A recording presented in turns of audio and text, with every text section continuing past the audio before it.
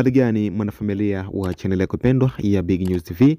Sasa ni kwamba kama ni mara yako ya kwanza kabisa kutembelea YouTube channel yetu, tukukumbusha kwamba usisahau kubofya maneno mekundu yaliyoandikwa subscribe hapo chini ya video ili ujihakikishie kupata update na taarifa kwa haraka zaidi punde tunavyokuwekea kupitia YouTube channel yetu. Sasa ni kwamba hii leo tukiangazia kunako tetesi za usajili ligi kuu Tanzania bara, kunako vilabu mbalimbali. Sasa leo hii tukiangazia kunako klabu ya Wekundu wa Msimbazi, yani nazungumzia Simba Sport Club.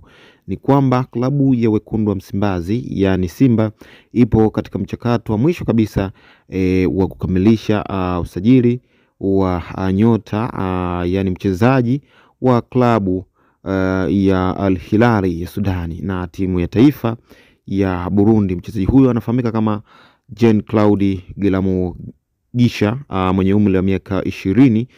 Mchezaji huyo amekuwa katika hatua ya mwisho kwa ajili ya kukamilisha sajili na klabu ya Wekundu wa Msimbazi. Sasa ni kwamba nyota huyo akiwa na Al Hilali amekuwa kwenye kiwango bora sana msimu huu, akishiriki kwenye upatikanaji wa zaidi ya mabao 20 kunako klabu yake. Yani katika msaada ambao ameufanya zaidi kuhakikisha timu yake inazidi kupata mafanikio, na hii baada ya kusaidia au kushiriki upatikanaji wa magoli 23. Haya magoli 23 yamepatikana kupitia yeye. Kwa hiyo inaonyesha ni kwa namna gani mchezaji huyu amekuwa mwiba sana kunako klabu ya Al Hilali, na ni mchezaji ambaye anaonekana ni mchezaji mwenye kiwango, mwenye level za kimataifa. Ndicho kitu ambacho unaweza kusema kwamba Wekundu wa Msimbazi walimulika kunako klabu hiyo ya kuona kwamba mchezaji huyo anafaa kunako klabu ya Wekundu wa Msimbazi kwa ajili ya kuitumikia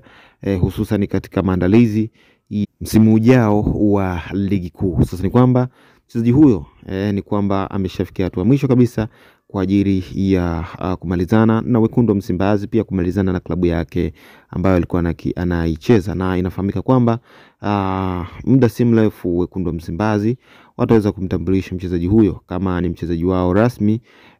Hii ni kutokana na makubaliano hayo kuelekea ukingoni kabisa kwa ajili ya kutamatisha makubaliano hayo. Na tufahamu kwamba katika makubaliano huwa kuna mambo mengi ambapo mchezaji huwa anahitaji kabla hajasaini.